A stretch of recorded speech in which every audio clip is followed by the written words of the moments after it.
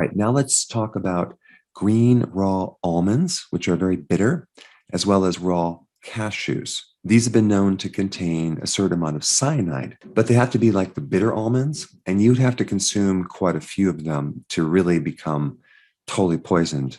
I'm talking probably over 1,000 of these nuts, or 50 ounces. You probably would never do that, but just realize that if you have a smaller amount, there will be a small amount of cyanide in these nuts.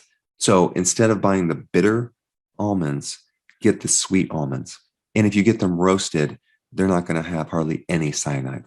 But the side effect from cyanide can be convulsions, respiratory failure, and death. However, with every poison, there's always an antidote. And the antidote for cyanide is called hydroxycobalamin. This is an over-the-counter B12 supplement, which can then combine with cyanide to form cyanocobalamin, which is a type of B12. So you can turn this cyanide into a B12 supplement. But I don't recommend getting your B12 from cyanide. I don't know, there's something about it that it's probably not that healthy.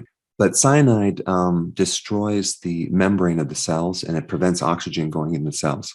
All right, the next thing I want to talk about is undercooked red kidney beans. You must always soak them for at least 5 hours and then boil them. Don't put them on slow cook for at least 30 minutes. If you put them on slow cook and you don't cook it long enough, you could potentially increase the toxicity by a factor of 5 times more toxicity. The chemical in uncooked red kidney beans is called PHA.